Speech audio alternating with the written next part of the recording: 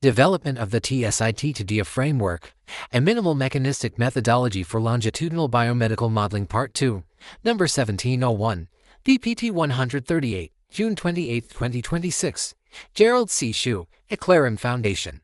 Category: Research Methodology. VMT, Interior Energy Evolution. The VMT stress-strain analysis reveals the internal energy state evolution of the TSI-T2D-A system over a 14-year period, from 2012 through 2015. The TSI-T2D-A value declined rapidly from approximately 128 to 56. This period corresponds to intensive lifestyle intervention following my initial 20 years of poorly controlled diabetes from 1993 to 2009. During these 4 years of 2012 to 2015, cumulative VMT energy increased dramatically from nearly 0 to approximately 69%, indicating that most of the structural remodeling of the metabolic system occurred during this early recovery phase. Beginning in 2016, the physiological system entered a remarkably stable operating state for nearly 9 years from 2016 through 2024. TSI-T2D-A remained clustered around approximately 40 to 48, indicating that body weight, glucose, and walking exercise had reached a relatively balanced physiological equilibrium. The stress-strain trajectories also became tightly clustered, reflecting a low-energy, mechanically stable metabolic state. This long period of stability demonstrates that the model captures not only T2D disease progression but also sustained physiological control. The second major transition occurred after my hemorrhagic pontine stroke in June 2025. And like the first transition, this increase in TSI-T2D-A did not result from deterioration in lifestyle management. Body weight remained well controlled, and my lifestyle habits changed very little, except that my daily walking steps were reduced by approximately 50% because of post-stroke physical exhaustion. Instead, the TSI-T2D increase primarily reflected post-stroke neuroplastic adaptation together with altered glucose regulation during neurological recovery.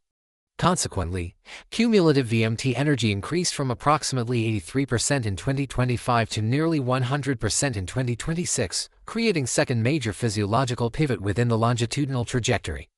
Although both transition periods involve substantial changes in physiological energy, they represent fundamentally different biological mechanisms. The first transition reflects metabolic recovery produced by lifestyle intervention, but the second transition reflects neurological adaptation following hemorrhagic stroke. Distinguishing between these two mechanisms represents one of the important strengths of the TSI-VMT framework. Another important observation emerged from the VMT energy decomposition. Body weight contributes approximately 37% of the total cumulative system energy. Estimated average glucose contributes another 37%. Together, these two dominant metabolic variables account for approximately 74 to 75% of the total physiological energy represented by the model. Walking exercise contributes the remaining 25 to 26%. This quantitative result independently validates the original design philosophy: body weight and glucose function as the dominant metabolic drivers, whereas walking step serves primarily as an independent stabilizing mechanism. The agreement between physiological reasoning and quantitative energy analysis strengthens confidence in the overall architecture of the TSI-T2D-A framework. VPT, exterior topological evolution. Whereas VMT viscoplasticity examines the internal energy landscape, VPT topology reveals the external geometric evolution of the biomedical system. The three-dimensional topological trajectory demonstrates a continuous path rather than a collection of isolated observations. Three distinct phases become apparent. The first phase, from 2012 through 2015, shows rapid movement toward lower TSI-T2D-A values, corresponding to successful metabolic recovery. The second phase, from 2016 through 2024, forms a compact cluster representing long-term physiological stability.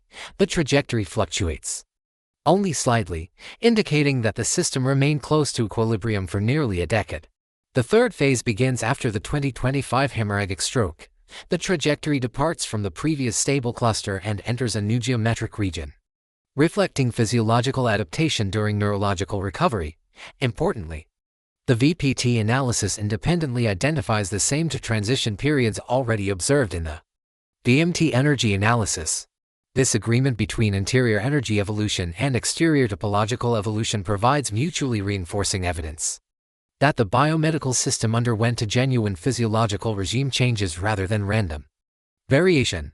Radar chart, physiological balance. Among all of the visualization methods, the radar chart provides perhaps the most intuitive representation of the TSI-T2D-A framework. Each polygon represents the physiological balance among the dominant variables during one representative year, from 2012 through 2016. The polygons contract markedly as diabetes comes under progressively better control. Between 2016 and 2024, the radar polygons remain remarkably similar in both size and shape, illustrating sustained metabolic stability over nearly a decade, following the hemorrhagic stroke. The 2025 and especially the 20-6 polygons expand again, producing a distinctly different geometric pattern. Importantly, this expansion is not driven equally by every variable. Body weight remains near its optimal range. Estimated average glucose shows only modest elevation. The principal change reflects the physiological adaptation occurring after stroke, demonstrating that the increase in TSI-T2D-A should not be interpreted simply as deterioration of diabetes management. Instead, it reflects the biological response of a recovering nervous system interacting with an already well-controlled metabolic system. Unified interpretation. And together, the TSI, VMT, and VPT provide three complementary descriptions of the same biomedical system. TSI explains the internal physiological interaction among dominant variables. VMT quantifies the accumulation and dissipation of physiological energy. VPT visualizes the geometric evolution of the longitudinal trajectory. The radar chart of VPT provides an intuitive visualization of the dynamic balance among the physiological components. Remarkably, all three approaches identify the same two critical transition periods: the metabolic recovery during 2012 to 2015 and the neurological adaptation during 2025 to 2026. The convergence of these three independent, analytical perspectives substantially strengthens the biomedical interpretation of the type 2 diabetes model, rather than relying on a single mathematical equation or a single graphical representation. The TSI-T2D-A framework integrates mechanistic modeling, viscoplastic energy analysis, topological trajectory analysis, and geometric visualization into one coherent methodological framework. Conclusion: the TSI-T2D-A framework is more than a mathematical model describing the progression of type 2 diabetes. It represents a general methodology for constructing mechanistic biomedical models using a small number of physiologically independent variables. One of the most important lessons I have learned during my 37-year journey with type 2 diabetes is that chronic disease and aging do not affect every organ equally. My diabetic retinopathy has gradually weakened my eyesight, making reading and writing increasingly difficult. However, my hearing remains excellent after surgery, my speech remains clear, and, more importantly, my cognitive ability continues to support active thinking, creativity, innovation, and scientific research. My brain remains the most important organ for sustaining my medical research. Rather than focusing on what I have lost, I chose to adapt. Voice communication and AI-assisted writing now allow my stronger abilities of brain to compensate for my weaker ones of eyesight. Instead of replacing human intelligence, artificial intelligence has become a new interface that enables me to continue expressing ideas, conducting research, and communicating despite the limitations imposed by aging and diabetic complications. In many ways, my own research journey mirrors the same adaptive principles described by the TSI-T2D-A framework. Disease progression and physiological adaptation coexist within the same biomedical system. Through continuous learning, thoughtful adaptation, and effective use of remaining capabilities, meaningful scientific work can continue despite the inevitable challenges of aging and chronic disease. Epilogue: knowledge begins with curiosity, matures through persistent lifelong learning, and flourishes through respect for others. My understanding of diabetes began with the curiosity that followed my first two heart attacks in 1994, 33 years ago. It flourished through my respect for food science, endocrinology, mathematics, physics, engineering, neuroscience, and psychology, and matured through more than 85,000 hours of continuous self-study in biomedicine during past 17 years. This paper represents another step in that lifelong journey of learning. Disclaimer: write this paper not for fame, but to share what I have learned so others may better understand their health, prevent disease, and live longer, healthier lives. This article is provided solely for educational purposes and does not constitute medical advice. No doctor-patient relationship is created. You may freely share this paper in its original form, but it should not be altered, edited, or republished as your own work. All intellectual property rights and copyrights remain with the author. Gerald C.